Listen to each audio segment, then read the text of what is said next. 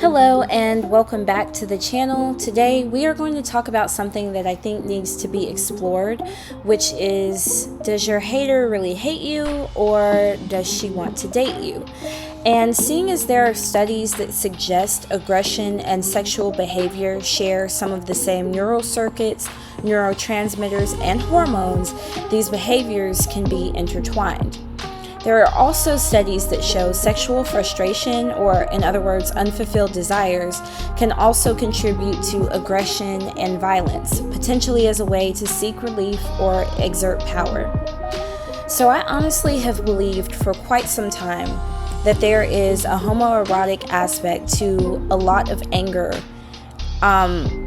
from women toward other women when that anger isn't justified by a direct cause. So for example, you walk into a room and the women look you up and down and they immediately hate you, they're excluding you, they're beginning to have some sort of behavior that, while it might not be inherently violent, it has aspects of aggression to it, right? And so a lot of people online, I would say, especially within the past 2 or 3 years, have been discussing jealousy, envy, and pretty privilege, essentially. And what I find interesting about these conversations is that this particular aspect of it isn't really explored, but also aside from the fact that it isn't explored, it's like it's being acknowledged without being directly stated. So for example, if you are creating a pretty privilege video, it should click at some point that when you're saying, oh, all these women have hated on me because I'm attractive, that still means that they have to find you attractive in order to justify that hate. Otherwise, that can't be the root cause of it.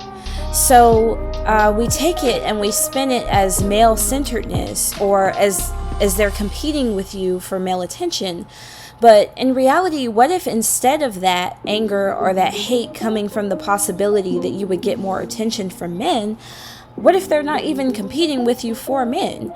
What if they are actually battling against themselves for their sexual views and how they are looking at you? What if you are triggering homoeroticism within them, and that is where the anger actually comes from? There's a study, and I will link it below, but it was a viewing test orchestrated and conducted by Boris Cheval, Remy Riddell, and Julian Chenal. And I hope that I'm pronouncing everybody's names right. But essentially, this viewing test had results indicating that tested individuals with a self-appointed high level of homonegativity, meaning they didn't view themselves as being in any way homosexual, homoerotic, whatever. These people that claimed that is not their cup of tea, that's not within them, they had the most increased amount of viewing time for homoerotic imagery than the heterosexual imagery that they were claiming they would want to see and would prefer to view naturally, right? So again, a lot of these tests and stuff are conducted in men. Like when you're trying to do research for this, it shows a lot for men, but let's be real here. Aside from the testosterone and estrogen and stuff like that, a lot of the fundamental makeup for men and women are similar because we're from the same species. So it isn't that far-fetched to say that the women who hate you or want to fight you on sight, because that's also something else that I have experienced when I was younger. There would be girls like on the playground that just want to fight me, and I haven't said anything to them. I haven't done anything to them, but they want to fight me. And again, if violence and aggression and sexual behavior share these similar neural pathways, who's to say that somebody wanting to fight you isn't due to arousal? Because you have to think about it. Homosexuality, just like heterosexuality, starts when you were young. So just because we were children, that doesn't necessarily mean that they were straight. And that doesn't necessarily mean that they were heteronormative. So again, most people that come out as gay, they acknowledge that they have been gay their whole lives. Or like even people that aren't out, when you're younger, you can still tell a difference between them. You know the boys that swish a little bit, or they only hang out with girls. And you know the girls that seem kind of like not tomboyish, but there's something different about them. You can tell there's a difference. So for example, I remember there was a girl in my elementary school, and we all kind of suspected or knew that she was gay.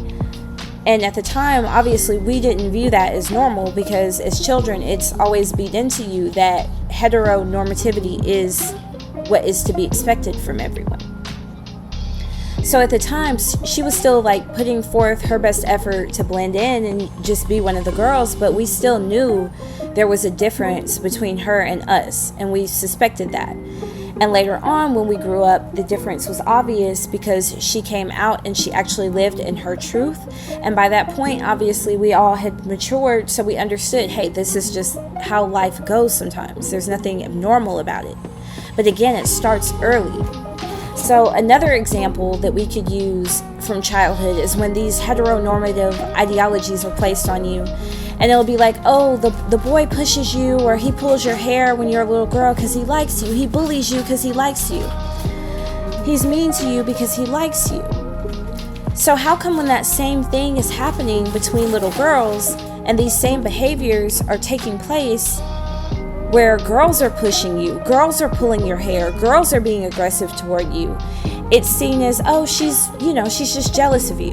You know, the logic that is imposed when it's between girls is always heteronormative. So this thing where it's like, oh, she's just jealous of you because you're pretty, whatever.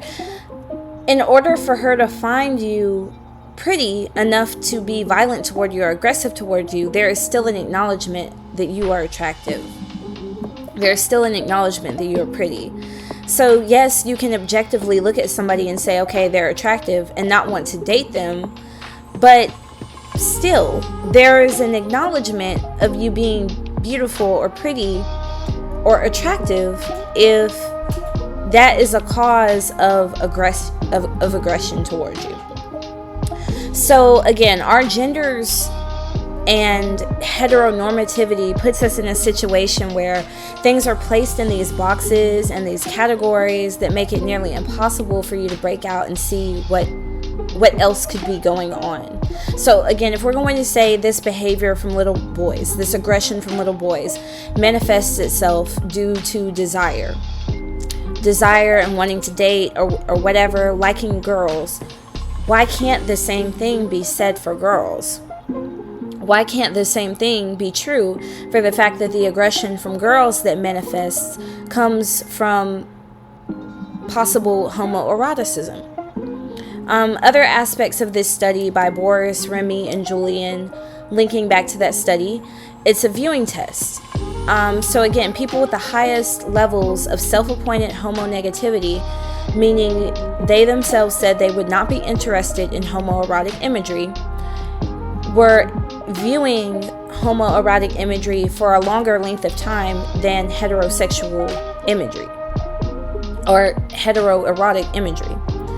So this thing that they're claiming to hate is what they cannot take their eyes off of. It's what they can't stop looking at. And the same is true for these women that walk around acting like they hate you so much, but they look on your page every single day to see what you were doing. They don't like you, they don't want to include you in groups or outings unless it's to attack you in some way. But they don't want to be friends with you, but they obsess over everything you do. If somebody else is talking to you, they are in your conversation the whole time, and you can see this happening. They're in your conversation the whole time, they're watching you the whole time, they're waiting to hear what you have to say and contribute. These women don't like you, they'll never ask for your phone number, but they will stalk you on social platforms, and they will stalk you through other people. They will constantly want to keep tabs on your relationship and what you're doing. They look at what you're wearing, they're looking at your feet, they're looking at your nails. They are studying you in the same way a man does. They react negatively to rejection from you in a similar They respond to rejection from you in a similar way that a man would. Okay, so all of these similarities cannot be coincidental. So in my opinion, it's just not a coincidence. Moving forward, I'm not really sure what the purpose of this video is beyond basically just trying to get people to see things outside of the lens of heteronormativity and their gender. You know what I mean? I don't have a solution to this because I'm not necessarily posing it as a problem. I just simply want to address that it exists and kind of explore the theory. So I hope that you can understand everything I was trying to relay. I hope that moving forward in your own life, some of what I said can be beneficial to you in helping you understand some things from a different lens. If you have anything that you would like to contribute to this discussion, please do so in the comments below. Remember that as far as I'm concerned, this is a safe space. However, I am not in absolute control of how your words are interpreted or responded to by others. So just keep that in mind, be safe, and until next time.